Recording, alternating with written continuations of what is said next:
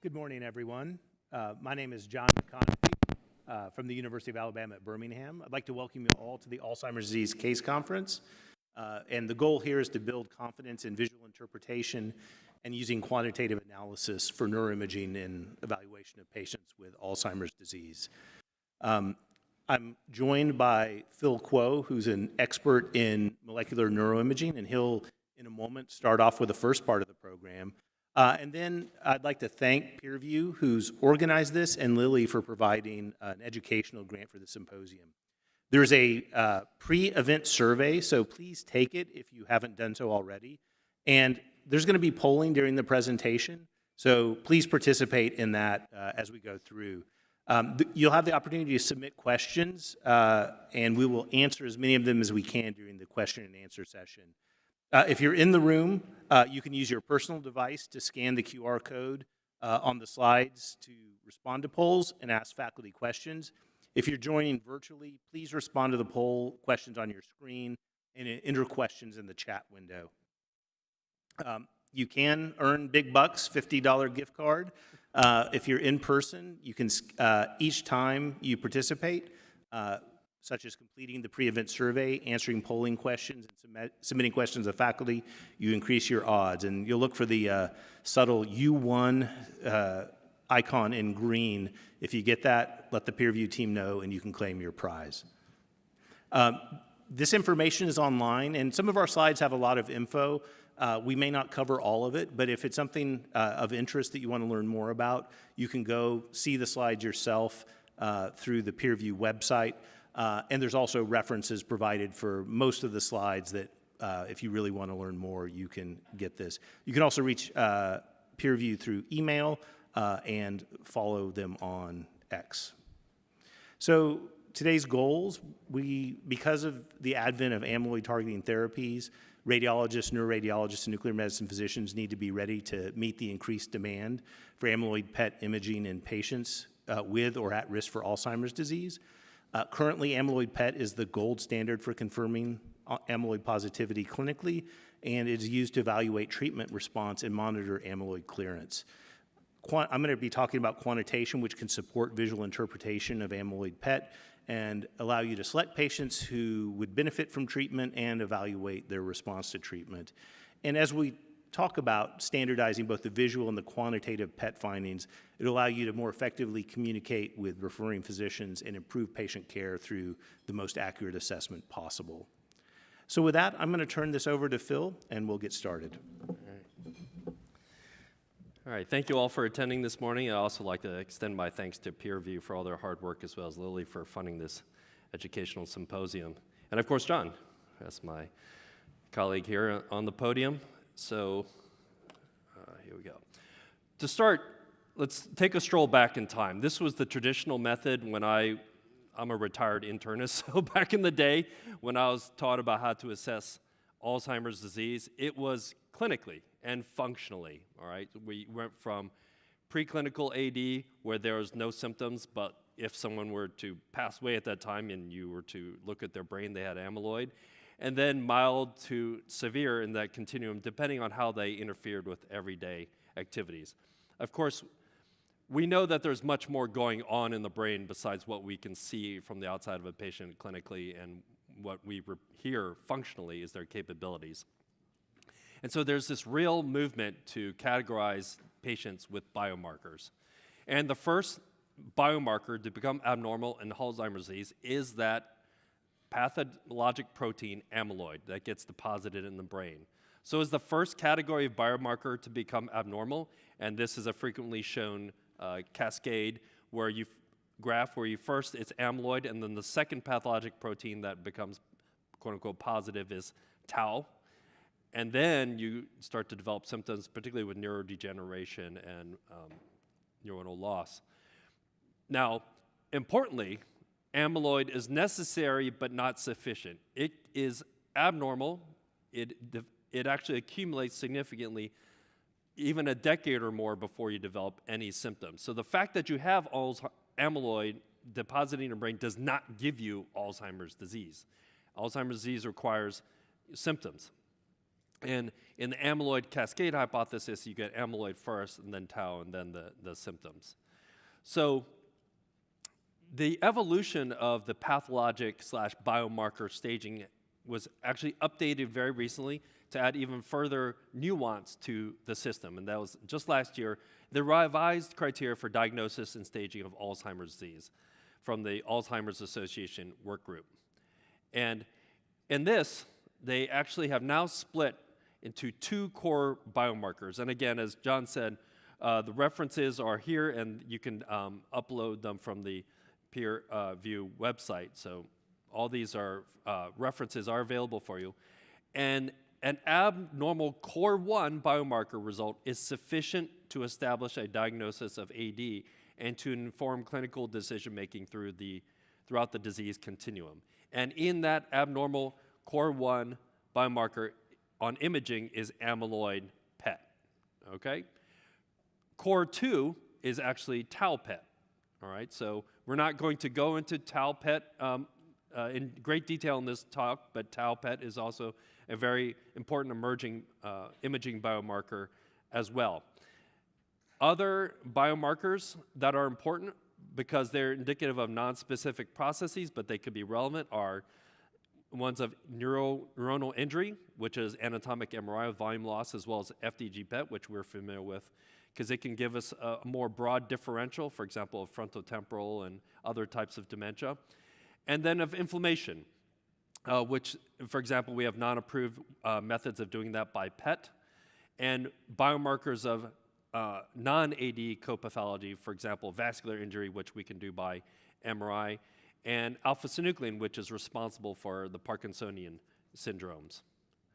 And so more and more importance is being placed on the effect of coexisting pathologies, and this was put into the revised criteria, where as patients get older and older with the additional decade, the chances of them having coexisting pathologies, amyloid plus something else, for example, alpha-synuclein, is really being revealed as more and more important, because real world things get complicated, and having coexisting pathologies can really push back the number of years, or accelerate the timeline for when you would develop symptoms.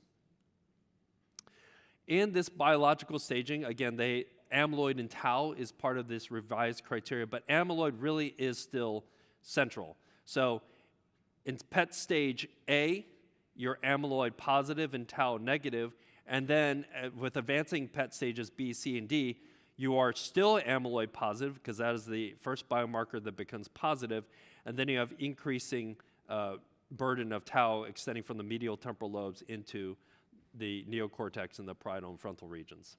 But amyloid is still the crucial initial staging core 1 biomarker. Fluid biomarkers are here to stay. They're very commonly performed in the evaluation of patients when they're being evaluated for potential Alzheimer's disease, but they're not interchangeable with PET imaging. We're here at RSNA, so we don't have to point out the fact that there's no regional information from serum or CSF. You just get a number. You have no regional information, unlike PET. And the soluble metabolites of amyloid are what you really measure, okay? You're not actually seeing the amyloid deposits in the brain. You're not really measuring those. You're measuring the metabolites that come out in the blood and the CSF, or you're drawing correlations with other soluble protons, not even amyloid, okay? And very limited data on using it for monitoring treatment response, really. The monitoring of treatment response really is the domain of amyloid PET and not fluid biomarkers at this stage. CSF is, what was that? Sorry, let me see if I can go back. So the CSF, they have invasive issues, right? Not everyone wants to get an LP. Some people can have contraindications of that, and of course you can get the annoying LP headache that may need a blood patch or two afterwards as well. And you can get false positives in the early stages as well as false negatives. No test is perfect. You know, if you increase sensitivity, you decrease specificity, and vice versa. Blood biomarkers are getting there, and of course that avoids the issue of the LP, so you can see the attractiveness to blood biomarkers, but limited real-world experience there, and that may be affected by other patient factors, for example, kidney disease. We need to figure out in those special patient populations where the blood biomarkers still could be erroneous. And the PET and fluid biomarkers of Alzheimer's disease are really complementary. They should be used together. I think every expert agrees they're both here to stay. One's not going to replace the other. And one of the key things, of course, is that PET gives you the extent and distribution of the amyloid in the brain, not its metabolites. Okay, you can please answer this question on your device. I'll just give a moment here.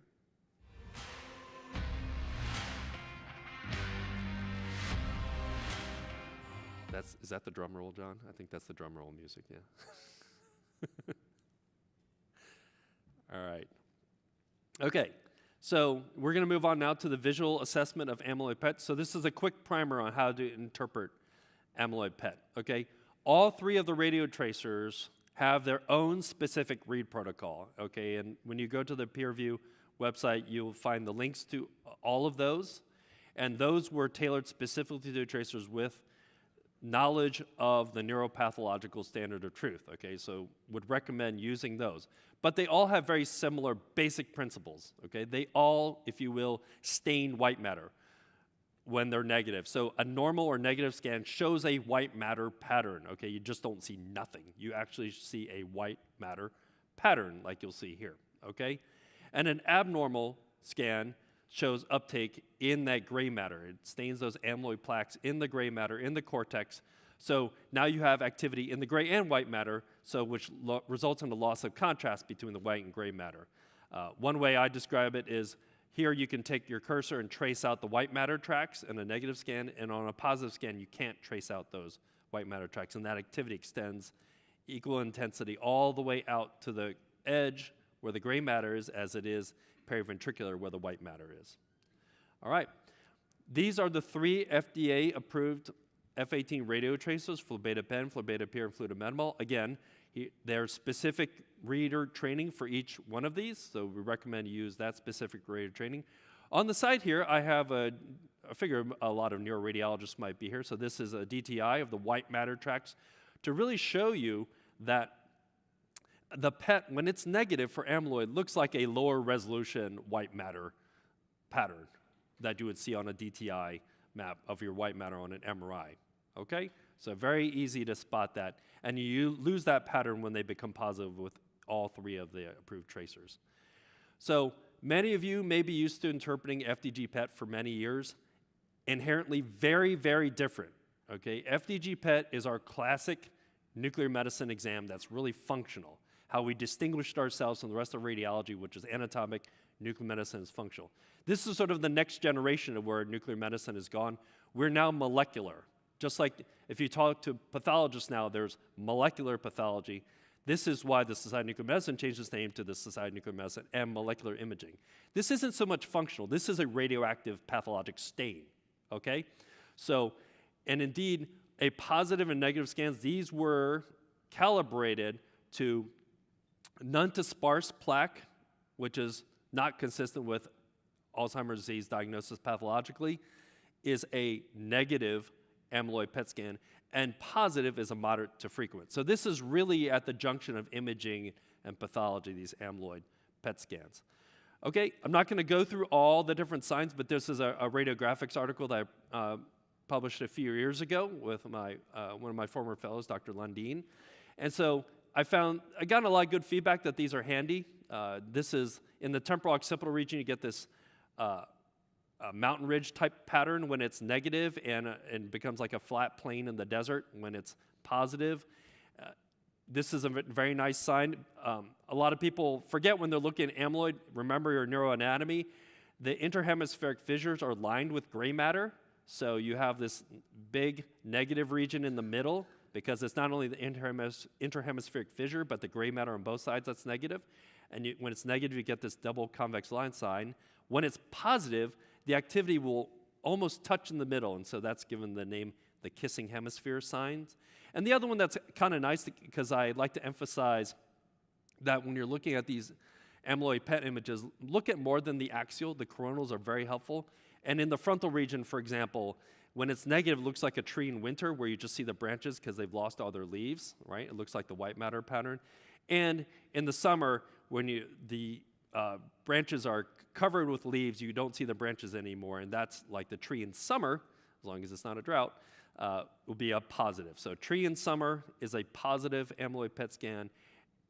Tree in winter is a negative amyloid PET scan because you can see the branches. And the kissing hemispheres, where the activity almost meets in the middle in the interhemispheric fissure, is positive because that gray matter lining the interhemispheric fissure is filled in with radiotracer. Okay, so this is how John and I prefer to dictate it. We don't say in our report, in our impression, this is consistent or not consistent with Alzheimer's disease, because that really requires the clinical information, all right? We're here to report out, almost like pathologists, right? A normal or negative scan indicates sparse to no neuritic plaques and is inconsistent with a neuropathological diagnosis of Alzheimer's disease. Conversely, an abnormal or positive PET scan indicates moderate to frequent amyloid plaques. Neuropathological examination has shown this amount of amyloid neuritic plaque is present in the patients with AD. I basically take this word for word out of the prescribing information of one of the tracers. It shows a nice correlation to the pathology. So the reports, pretty standard, start with the indication, technique, the type of radiotracer, the administer activity, the injection site, comparison to any priors, which is now particularly relevant, as John will go over. Findings, we go over, is it positive in which region? And then a clear impression, just like we just stated, whether amyloid deposition is positive or negative. Very, very, very, very rarely will we ever say borderline, and if you do, you need to state why it's borderline. Okay, here's the next polling question.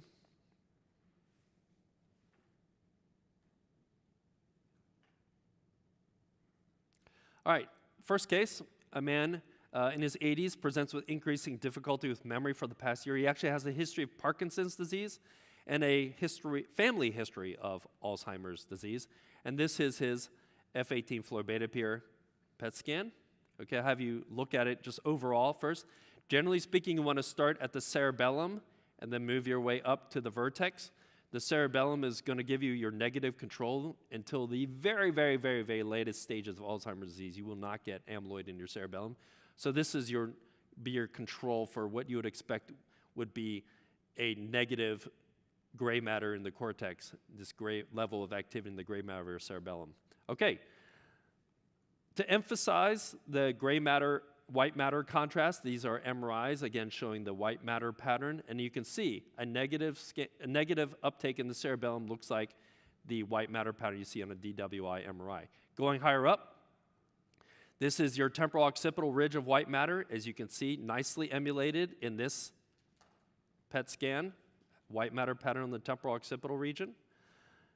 A little higher up, white matter pattern in the frontal region as well, okay?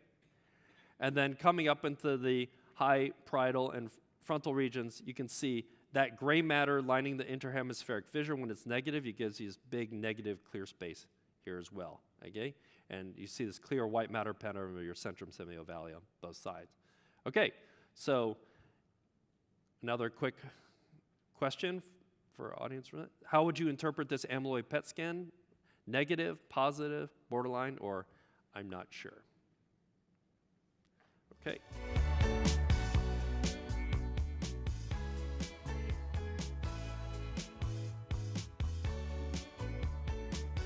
John, next year I think we should be allowed to put in music requests of our own preference. All right, yeah, great job everyone. So again, negative, a real distinct white matter pattern in all those regions. So negative scan. Okay, almost everyone got that right. Good job everyone. So this scan showed normal, which indicates sparse to no neuritic plaques and is inconsistent with a neuropathologic diagnosis of AD. And the patient remained stable on multiple years of follow-up. Next case, a man who's 63 years old, presents with worsening memory problems and was diagnosed on cognitive testing with mild cognitive impairment. He's been running his own business for over a decade, but he's noticed real problems. He's had to rely on memory aids, and he's having more trouble with accounting. And this is his F18 florbetapir PET scan. All right, quick overview. Again, start at the cerebellum, and then work your way to the top. All right. How would you interpret this amyloid PET scan? So looking at this, can you see a white matter pattern here, can you trace out where you know that white matter to be in the periventricular distribution, the perioccipital ridge? So think about that. White matter pattern, yes or no? And then answer the question. How would you interpret this amyloid PET scan? Negative, positive, borderline, or I'm not sure.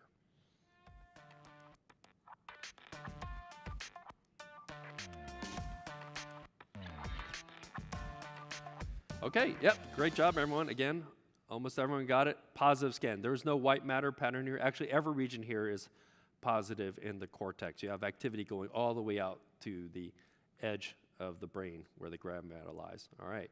And also, just a companion slide for this one. As you can kind of see back here, for those of you who may have gotten this wrong, it got a little tricky back here, but this is very common. Sort of in the high parietal region here, we have atrophy, we have these really deepened and large sulci, and it can create a pseudo-white matter pattern, okay? But this is actually still positive if you actually track where the gray matter is, if you line it up with the MRI. But where there's atrophy, you should avoid interpretation of those. There's so little gray matter there, it will look negative because you just don't have gray matter because of atrophy. So it's probably the most challenging reason for, most common reason for a challenging amyloid PET is atrophy. And my best advice is to use your anatomical imaging and just avoid interpretation of areas that are atrophied and focus on the areas with no atrophy or relatively less. And this patient was treated with the symptomatic pharmaceutical donepezil, decided to sell his business before we would ruin it to help with his financial situation. And unfortunately, his MMSE further declined a year and subsequently further even after that.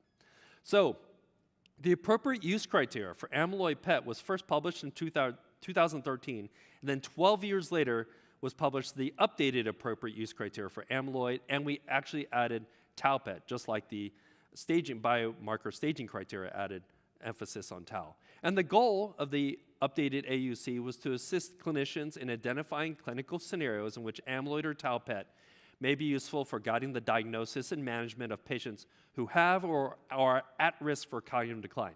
Not going to go through the whole thing, of course. The reference is there for you. But there are 17 clinical scenarios divided into 4 major patient populations: cognitively unimpaired, subjective cognitive decline, mild cognitive impairment, or suspected Lewy body. And a panel of experts rated this as each one of these clinical scenarios is rarely appropriate, uncertain, or appropriate. Long story short, you can get into the details, but big picture, amyloid PET was appropriate for mild cognitive impairment. The majority of scenarios that include mild cognitive impairment, it was appropriate and rarely appropriate at this point for cognitively unimpaired patients, okay? But I want to point out 2 specific clinical scenarios that we had to add to these update criteria. Clinical scenario 14, to determine eligibility for treatment with an approved amyloid targeting therapy, and clinical scenario 15, to monitor response among patients who have received an approved amyloid targeted therapy. And amyloid PET received a 9 and an 8, very appropriate rating for both of those clinical scenarios that are now relevant in clinical practice. So theranostics, a lot of people have different definitions. I like this one. A theranostic system integrates some form of diagnostic testing to determine the presence of a molecular target for which a specific drug is intended. Many of you may know we've done great strides in nuclear medicine, particularly in oncology, in theranostics. But the radioactive drug that you're going to treat patients, the drug that you're treating people with don't have to be radioactive for this to be a theranostic system. The original one, for example, HER2 for breast cancer and Herceptin. It doesn't have to be radioactive. And in this case, PET is coming into play in the beginning because the era of neurotheranostics is already going full swing. And a pivotal trial that started off this was the Clarity AD trial, published in New England Journal, with lecanemab. This was the first fully approved anti-amyloid antibody targeted therapy. And why did it get approved? It did not stop, but significantly slowed the progression of disease in patients with mild cognitive impairment or early Alzheimer's disease. As you can see here, 27% slowing by lecanemab at 18 months. Some would describe that perhaps as a modest benefit. And it also showed this proof of mechanism where the mean centiloid score, which John will go over, was 78 at baseline. And at the end of 18 months of the anti-amyloid antibody therapy, the mean centiloid score, which is a measure of how much your amyloid burden is on your brain in PET, decreased to 23, which is essentially close to negative. Okay? The second pivotal trial was this phase 3 trial called Trailblazer, which was the second fully approved anti-amyloid antibody therapy, donanemab. This was really interesting because this patients who were enrolled in this had not only amyloid PET, but tau PET as well. And no matter whether it was the low to medium tau population or you just lumped all the patients together regardless of their what their tau PET results, in both populations, it slowed the progression of disease. Again, did not stop disease progression, but slowed it down, 35% slowing by donanemab in this group at 76 weeks and 22% in the combined population. So again, what many would describe as a modest benefit in the slowing of disease progression.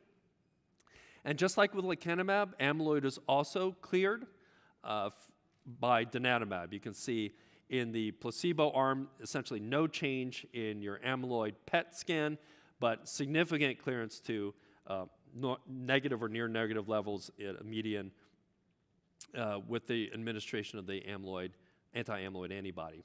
Okay? And this is how it was done in the Trailblazer trial. This was a real breakthrough.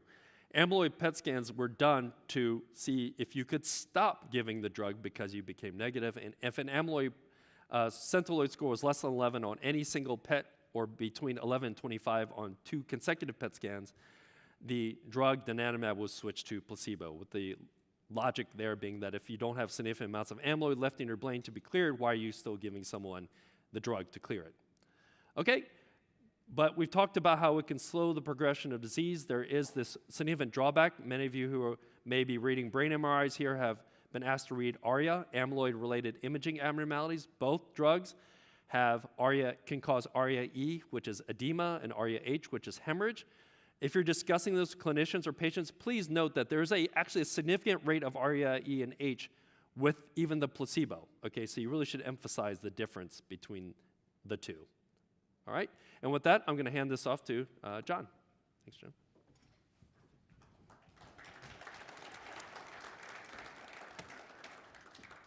Thanks, Phil. I'm going to build on Phil's excellent presentation to talk about how we can use quantitation in amyloid PET to improve our interpretation and make treatment decisions.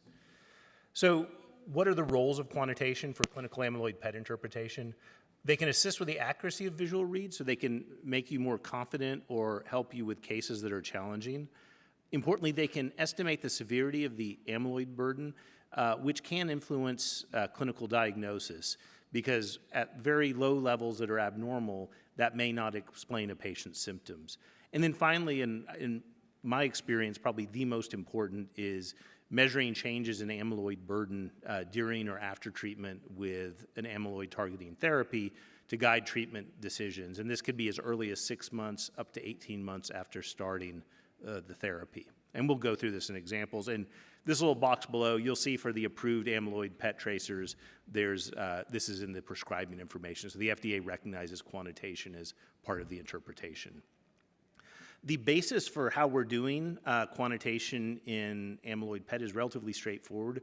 It's based on SUV ratios. So if you read oncology PET, we talk about SUV max all the time. These are SUV means in a region of interest. With amyloid, it's typically going to be cortical, divided by a reference region. And clinically, typically, the cerebellum is used as the reference region. These images I've showed you are segmentation done based on MR that could be applied to PET, but other methods may use atlases or other template-based methods. And so really, it's just a ratio. And so if the SUVR is higher, that means that you have higher levels of cortical amyloid if your region of interest is cortex. Cerebellum in clinically relevant scenarios, except in some autosomal dominant amyloid, Alzheimer's disease patients, which are rare, generally doesn't accumulate amyloid until very late in the disease. So SUVRs are great, but the challenge is they're going to depend a lot on the methodology. What PET tracer did you use? What's your pipeline? Where are your regions of interest? So Centiloids are based on SUVRs, but the idea is this will allow us to compare values across PET tracers and across methodologies. I'm not going to get into this in any detail, but it's basically a linear transformation where the Centiloid value of 0 is anchored around healthy young people who don't have amyloid in their brain, negatives, and typical patients with AD at 100 who have substantial cortical amyloid. Although, because it's a linear transformation, you can have values less than 0 or over 100. That shouldn't give you pause, as long as it fits with your visual interpretation. There are a number of recommendations. So here's a joint recommendation from AMIPAD. They propose a cutoff of 10 as negative. This window between 10 and 30, they call intermediate. You'll hear me call this borderline. And over 30, reliable detection of amyloid pathology. And this is the range where often the visual interpretation is most challenging, and we'll talk about that. Here's a similar idea showing various levels of cynoloids. Here, the magic number is 12. We'll talk about why you need to be careful about using strict cutoffs. But again, 24 to 30 is where most visual readers are going to start calling these reliably positive and agree with the quantitation.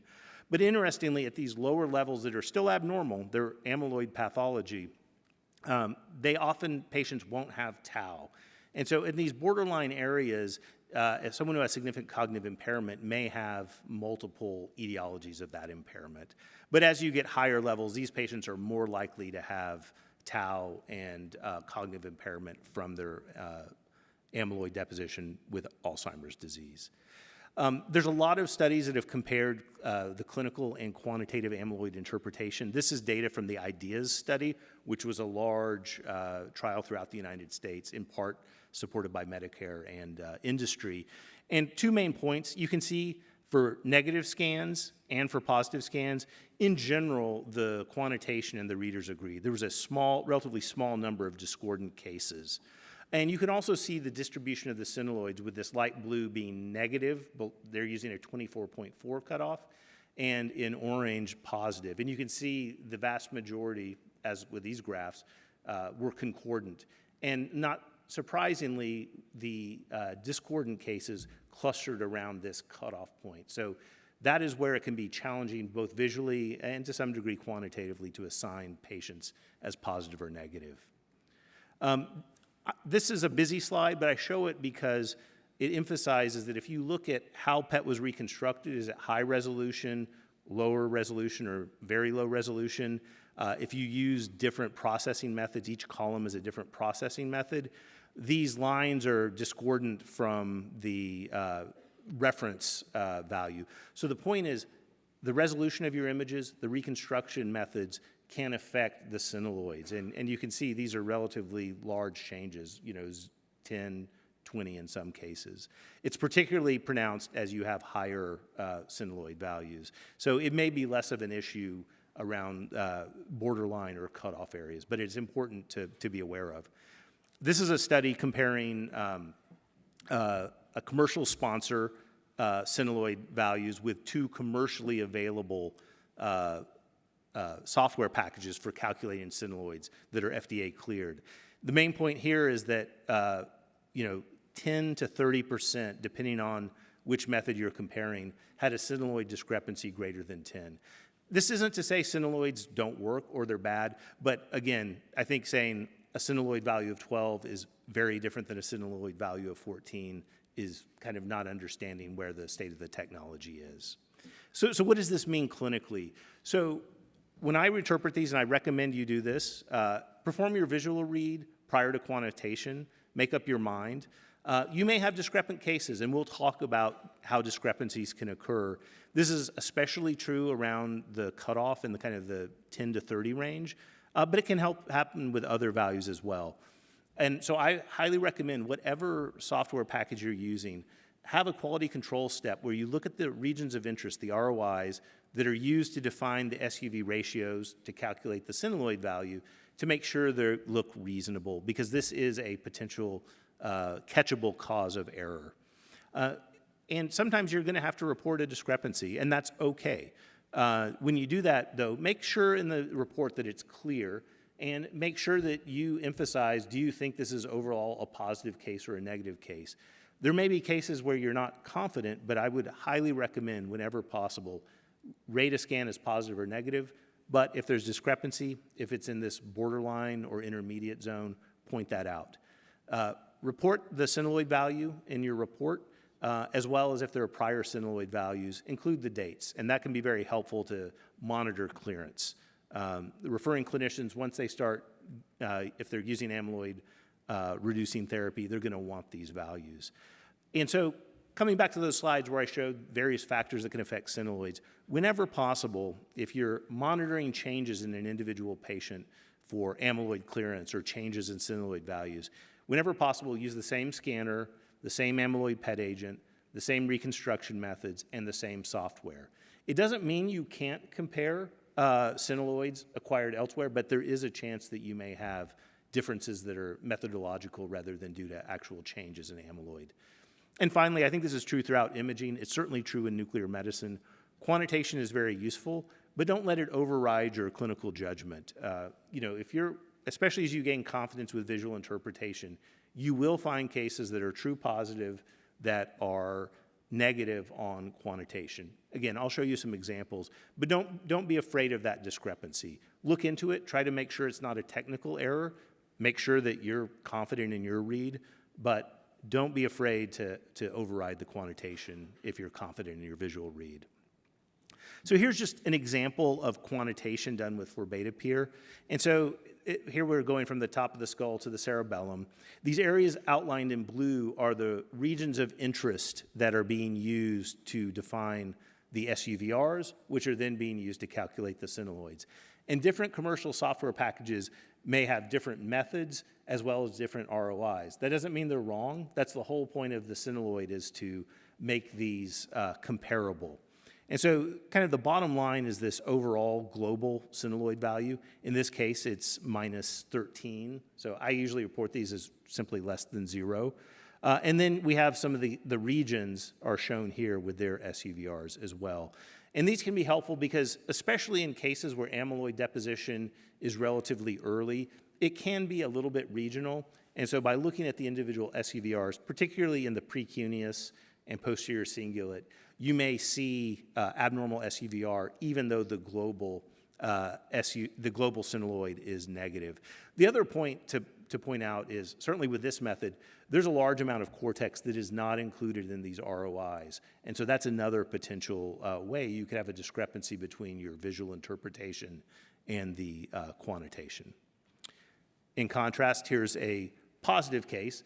I think we can all see it's visually positive. If we look at the gray-white differentiation in the cerebellum, as Phil was showing us, you can see it's much better than the rest of the brain. And in general, it's very hard to pick out gray-white matter track differentiation throughout the cerebrum. So it's visually positive, and the cynoloid, not surprisingly, is 125, so it's quite high. And in general, all of the SUVRs in these regions are abnormal, consistent with this kind of global pattern. Here's a more challenging case, at least in my opinion. I would call this a visually borderline case. Here we have the gray-white contrast in the cerebellum. And I would say in general, as we come up, you kind of lose some of the gray-white track in multiple cortical regions. And here it looks like the cortex may be, the activity in the cortex may be having this kissing hemisphere sign. But more frontally, it's less impressive. I like to look at the coronals. I'm showing these as splash panels so you can see all the slices. You also want to review these individually. And you also want to be looking for relatively large regions, meaning we're not trying to find small areas. We want to see slice after slice, in a brain region, they're abnormal. And I would argue here in the temporal lobe, particularly on the right, but also on the left, there's decreased gray-white contrast. And in general, if you compare to the cerebellum, it's slightly reduced. But this is a hard case. And these cases where you can still see higher activity in the white matter, and you're generally calling reduced gray-white contrast, those can be the most challenging. And they're also the most likely to be borderline in terms of cynoloids. So here, this cynoloid is 15. Most people would say this is abnormal amyloid pathology based on cynoloid, deposition based on cynoloids. I would read this as visually positive, but not be very happy about it because it is a borderline case. But the cynoloids here matches my visual interpretation. And a clue that might support your quantitation is precuneus is a common early site of amyloid deposition. And you can see the SUVR of the precuneus stands out. And by looking at the ROIs, these look reasonable. So I don't think it's a technical artifact. That fits with my visual interpretation where it looked like cortex was in apposition. So overall, this is reasonable. And if we want to make sure, we can look and see if they've had prior other biomarkers. And in this case, CSF was abnormal and supports that this patient has abnormal amyloid deposition. But these are the cases that are challenging. I'm going to show you a little more challenging cases than you'll probably see in most of clinical practice. Usually they're easy to classify, but depending on your patients, in 10 to 20% may fall in this more challenging range. So what to do when you have borderline amyloid cases? Well, first, look for causes, including artifacts and patient factors that may cause difficulty reading or discrepancy between your visual interpretation and quantitative results. So look for patient motion. This can cause apparent blurring of gray-white matter because boundaries because they're moving. Cortical atrophy is a common cause of difficult cases. And then make sure you look at the synoloid ROIs. Make sure they're in a reasonable location. If you think the amyloid PET is borderline, if patients have biomarkers, plasma or CSF, it's worth reviewing them. Those can have errors, so don't change your read to match the biomarker, but it can help support it. I typically don't do this in my practice, but depending on who you refers, it's not unreasonable to say if you think a case is really borderline and it's right at the edge of positive and negative, that is an option, is to do additional testing. I like to use the term borderline, but only in the context of positive or negative, meaning I don't say this is a borderline, my final report is not borderline. I assign it as positive or negative. If it's truly, truly uninterpretable, you can say that, but give a reason. That should be very rare. And I know we're busy. It can be hard to reach out to referring physicians. The one good thing is these are not emergencies, so you could potentially contact them later. You don't necessarily have to call them right when you're reading it. But I think especially if you're just getting started in your practice, it's good to communicate with the referring physicians how they want to handle this. In my experience, the clinicians, the referring neurologists appreciate it when we flag these cases because these can be also challenging to manage clinically in terms of deciding whether to start amyloid-reducing therapy. So let's look at some cases. This first case is a 68-year-old woman. She does have mild cognitive impairment, but she's still working. She's still functionally independent. She does have some cardiovascular risk factors, and her Montreal Cognitive Assessment, or MoCA, was abnormal with most prominent executive and visual spatial deficits. She had a brain MR prior to PET, and she actually had a fair amount of white matter disease as well as evidence of chronic lacunar infarcts. And she's being evaluated for Alzheimer's disease as the cause of her cognitive impairment. So here's her amyloid PET scan. So let's kind of get our gray-white contrast established in the cerebellum. And I'll ask you to look and see, we do see some white matter tracks, but I would argue that in a lot of places we have less contrast than we'd like to see. And if we look in the coronal, we can see that there are regions that look fairly normal, but we also see some areas where the gray-white contrast maybe is not as good as it should be. So here is the synoloids for this patient. It's 23. And looking at the ROIs, I think they look reasonable. So the question for you is, how would you interpret this PET scan?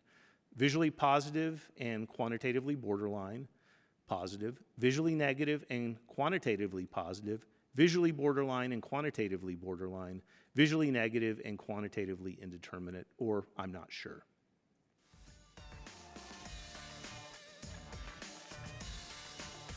And I'm showing this because this is a tricky case.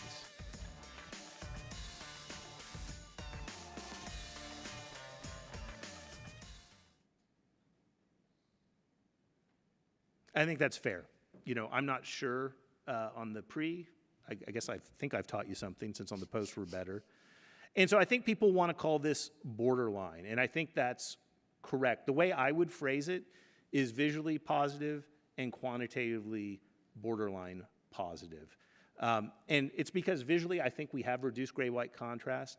The cynoloids are well above 10 to 15, which is what people consider the threshold, so they're congruent. The reason I wouldn't call it visually borderline and quantitatively borderline, although I think that's true, is I think this is a case where we can call it positive. But I think this is not the same as a cynoloid 100 where there is no gray-white contrast. It's important in your report to call it out. I like the term borderline positive or borderline negative if it's almost positive. If you're referring clinicians prefer another term, I think that's reasonable. So to summarize, this is a positive case. It's in the borderline zone, but I think it is gettable. They also had a positive plasma test of p-tau217, which supports amyloid pathology in the brain. And so one thing that just of note and why it's important to report this as borderline is, depending on the severity of their cognitive impairment, if you think about this relatively low level of amyloid, although it is still abnormal, it does raise the possibility that their vascular disease in the brain may be contributing. And so again, it depends on how severe the cognitive impairment is. This is for the clinicians to figure out. But when there's a discrepancy between low amyloid level and relatively severe impairment, that may be a clue that the patient has a copathology. Next case is a 76-year-old man, increasing forgetfulness. On his MoCA, he had errors in orientation and serial 7s. Brain MRI was not very revealing. So here is this patient's amyloid PET scan. I'll give you a moment to look at it. Gray-white contrast looks good in the cerebellum. And I would argue it looks pretty good, but there's some areas that look like they're maybe reduced. So again, this is a case where we might start thinking about, is this a borderline positive case? And on the right, both kind of the parietal and coming down occipital, it looks like, you know, there's really not much space between, suggesting there's cortical amyloid deposition. Coronals can be helpful, and I think, to my eye, this supports the idea that there's reduced gray-white contrast. And I'm just showing some key areas where it looks like there's cortical amyloid deposition. You know, MR can be helpful, but not required. But it can also be helpful to make sure you're not dealing with atrophy, not so much in this case. So I think this is, we have some evidence of amyloid deposition visually, but the cynoloid is 3. I'd point out that the precuneus is relatively high compared to the rest of the regions of interest, and I think the regions of interest look reasonable on this map. So the question is, how would you interpret this amyloid PET scan? Visually negative and quantitatively negative? Visually positive and quantitatively negative?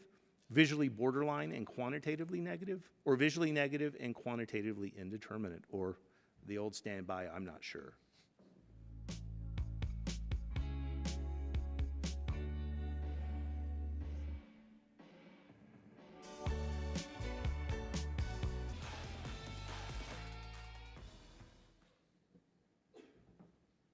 All right. Yeah, so I think this is a scan that I would call visually, I would call this scan visually positive. I think the quantitation is negative, and the issue you have is the areas with highest deposition are not in the ROIs. And this happens particularly when you have a limited sampling of the brain. It's not that the ROIs are wrong, it's just this particular method doesn't really pick them up. And actually in the definition of most cynoloid calculations, the occipital cortex is not involved, is not included, and so that's a common place where you can see amyloid deposition that doesn't count towards the cynoloids. And here a clue that the quantitation is falsely negative in the sense that this person does have abnormal amyloid is the elevated precuneus level. So to summarize, it's a visually positive, quantitatively negative study. The main issues, the ROIs were not including the areas with highest amyloid. And again, precuneus is not perfect, but it's a good area to look at because it can be a clue that you're dealing with a false negative cynoloid. This is important to mention in the report, and if there was a clinical concern, this is a patient you might consider doing additional biomarker testing depending on the clinical scenario. So we're going to shift gears and talk about amyloid PET for amyloid targeting therapy, a response assessment. Often amyloid PET is used to confirm plasma AD test instead of baseline prior to amyloid-targeted therapy. Currently, amyloid PET is the only biomarker shown to measure cortical amyloid clearance during or after therapy. And treatment-related amyloid clearance occurs when amyloid PET levels drop below the positive threshold after treatment. It is a bit controversial what that threshold is. It's not well defined. I'm reproducing those cutoffs using the Trailblazer for donanemab, but that doesn't apply to every scenario. Initially, when we started doing this, we would often do the repeat amyloid 12 or 18 months after therapy, and that still happens. But we've seen some patients where we may do the imaging as early as 6 months to evaluate clearance. So here's a case, 67-year-old man, worsening memory over the past 3 years, can't do some basic daily tasks. His MMSE is pretty good. His brain MR does show some vascular changes, and he comes in with a positive p-tau217 plasma test. And while those are not perfect, it does suggest he has amyloid pathology. And so really, we're establishing a baseline in this patient as well as confirming amyloid pathology. So good gray white contrast in the cerebellum. I would challenge you to find white matter, gray matter contrast in the cerebrum. And you can see this again in the coronals. He has a synoid value of 70. And generally all levels, all regions sampled are abnormal. So here's the question to you. How would you interpret this PET scan? Visually negative and quantitatively positive, visually borderline and quantitatively positive, visually positive and quantitatively positive, visually indeterminate and quantitatively borderline, or I'm not sure. And I would note those ROIs look reasonable.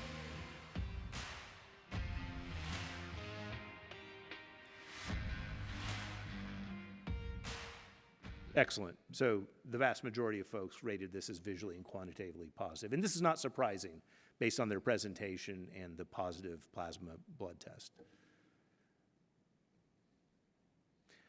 So the patient was started on donanemab, and this patient was actually imaged after 6 months of therapy. So here's the repeat PET. For the sake of time, I'll go over quickly, but hopefully you can see that there's much better gray-white differentiation. And kind of comparing a few select slices, we see much better gray-white differentiation after therapy. So now their synoloid is less than 0, and so the question for you is, how would you interpret this amyloid PET scan, and what's the next step in a patient who's undergoing amyloid-targeted therapy? No amyloid clearance, continue therapy. Partial amyloid clearance, continue therapy. Partial amyloid clearance, sufficient to discontinue therapy. Complete amyloid clearance, sufficient to discontinue therapy, or I'm not sure.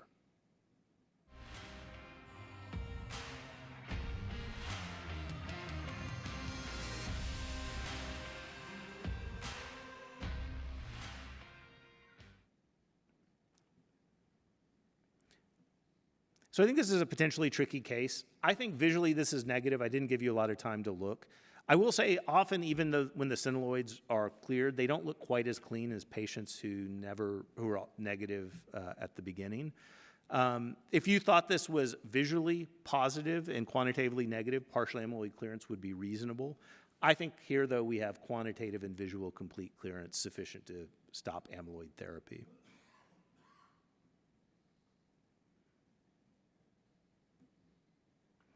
So, because they've cleared, and again, we don't know what the perfect threshold, but less than 0, as long as you believe that the synoloids is correct, is certainly normal, so you could stop if it was appropriate for this patient. One of the challenges, we don't know how to follow these patients. Should they get repeat amyloid and start again? That's something that will evolve as more evidence becomes available. And then just finally, last case, 83-year-old man. He had an abnormal amyloid PET, has AD, is undergoing treatment with amyloid-targeted therapy. His initial synoloids were 37.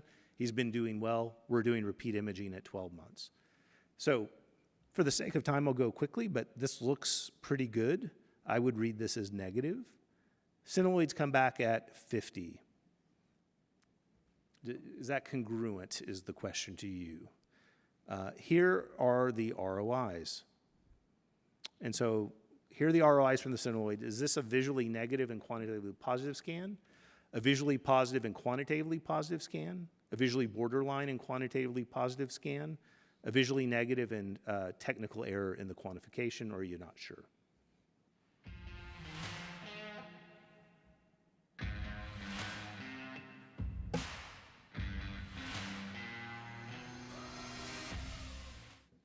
Good. The vast majority of you got this right. I would read it as negative, and even if you thought it was potentially borderline positive, clearly the quantitation is not reliable. The ROIs are not in the right place, and in fact, if you look at the brain, it's been stretched. So somehow warping to the atlas failed here.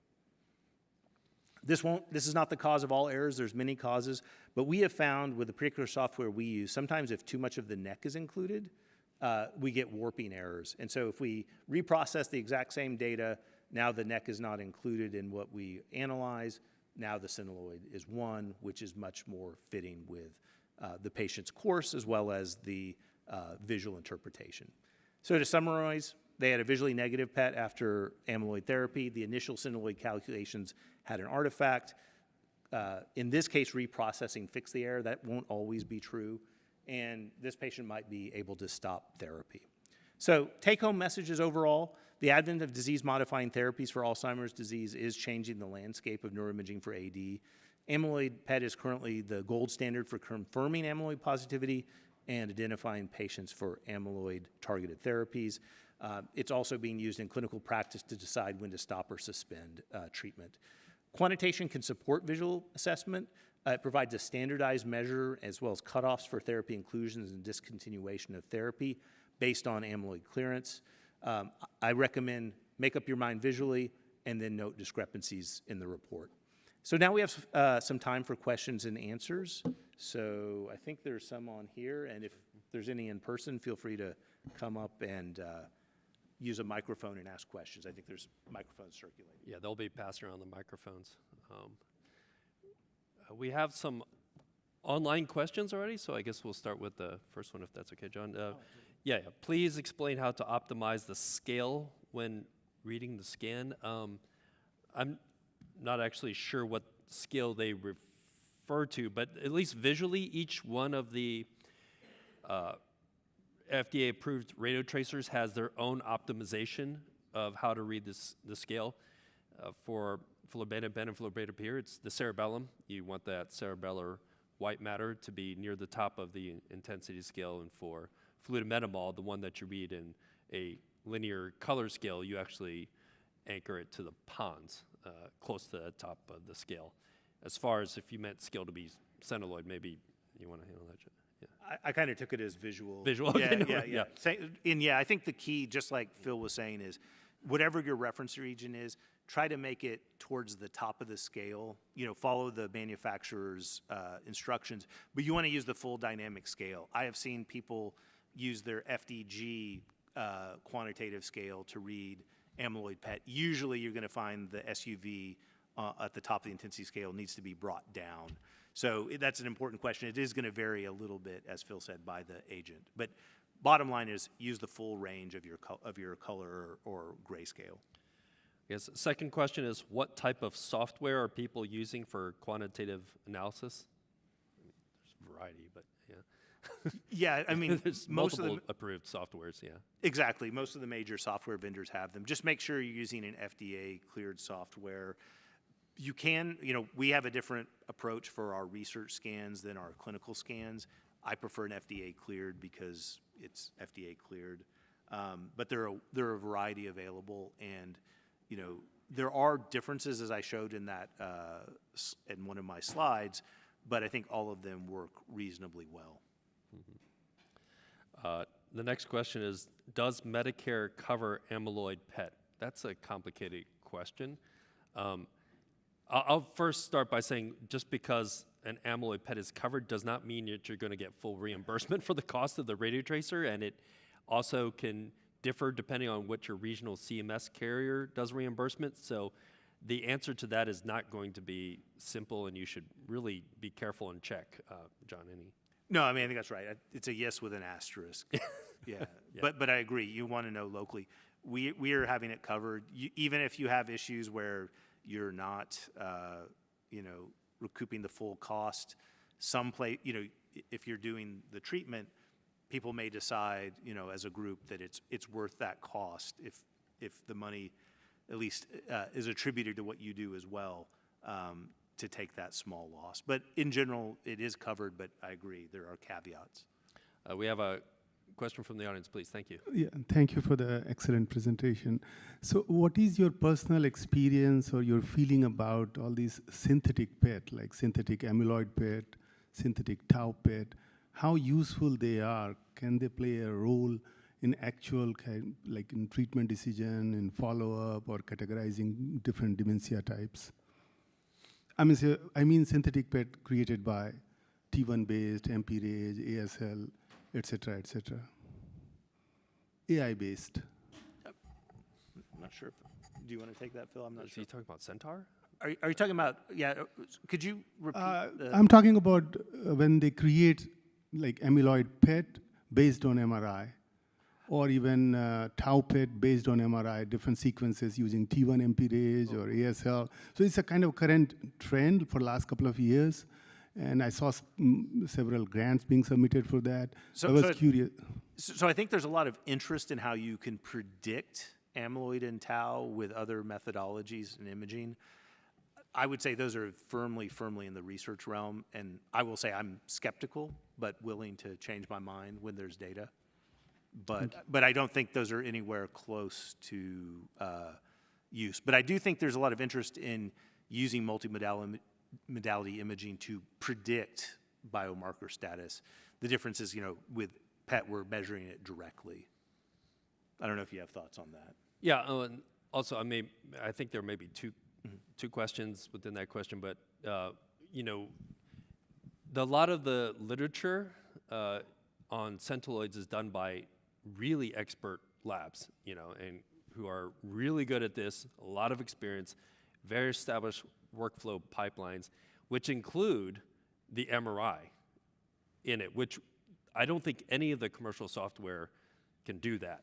And so that's, in real life, you won't quite be able to achieve the level of consistency and accuracy that you'll perhaps see in these papers, because one of the challenges with the quantification, if you do it by templates, is it doesn't take into account atrophy, which they can do if you have the MRI to line it up with.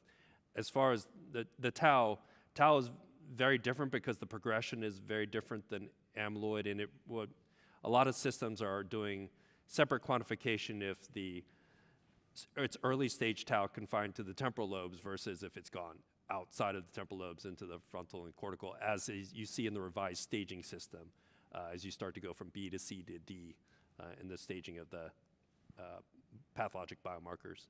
Hopefully that unraveled that question. All right, sorry about that. Yeah. John and Phil, thank you very much for the session. It was wonderful. I sent 2 of my questions online, but I have another third one, so I'm going to just pose them to you all together. Now, first question, when do you suggest, or is there recommendation to reassess with another PET after complete clearance on ATT? Number 2 question is, in those cases with discrepant or borderline studies on amyloid PET, do you suggest FDG PET at all at any point? And number 3 question is, can amyloid PET be useful in looking at or assessing amyloid angiopathy in combination with MR perhaps, if you're not really worried about dementia per se, but the amyloid angiopathy itself? Thanks. Maybe the last question first. As far as amyloid angiopathy, I think that's still the domain of SWI on MRI. You got to have those bleeds before I think you bring up any possibility of amyloid angiopathy. But there certainly are case reports, and it's completely believable that amyloid angiopathy does stain with our radio tracers, and it will show up positive. ARIA, amyloid-related imaging abnormalities, ARIA-H, ARIA-E, is likely, the running hypothesis is the anti-amyloid antibody targeting the vascular amyloid in the brain and causing an angiitis and inflammation. But there's no way, the way we handle that right now is excluding patients with, more than, 4 microbleeds on evidence on SWI? I think it's 4. That's our way of stratifying the patients who have amyloid. We don't do anything different on the PET, amyloid PET, to try to evaluate that. John? Yeah. Yeah, in terms of your first question about, if you've stopped or suspended therapy, when to re-image, I don't think we have a clear answer to that. I think the earliest I would think is reasonable would be 12 months, but it could be longer. The accumulation, even in people who are rapidly accumulating amyloid, is, a few % per year. Now, whether that's still true after therapy, it's possible it could be faster, but I would say we don't know the answer, so I'm kind of giving an educated guess. In terms of the role of FDG in borderline cases, I typically would not do that to establish the diagnosis of Alzheimer's disease. I might do it if there was concern for a co-pathology that I think FDG might show. For example, frontotemporal dementia or less common things like corticobasal degeneration. Usually, though, things like CBD are not going to be diagnostic mysteries. So I would mostly do that in the setting of a co-pathology. And I think we are out of time, so we're going to have to wrap up. Thanks for your attention. very I've much, got a everyone. few more housekeeping items. Yeah. Thank you for coming first. Please scan your QR code or visit the peer review website to get your credit and to get activity materials. Stay tuned for the online activity that's based on this event, and you can get additional information at pacealz.com for clinical resources on Alzheimer's disease. And then I think, am I allowed to just keep going forward? Yeah, don't forget your prize. Check to see if you've won. If you have won, please let the peer review folks know. And again, thanks to the peer review staff who really made the organization and this session possible, as well as the educational grant from Lilly. So thanks again. I hope you enjoy RSNA. Thank you. I'll be Enjoy around RSNA. for a few minutes if you have more questions. Good job, John.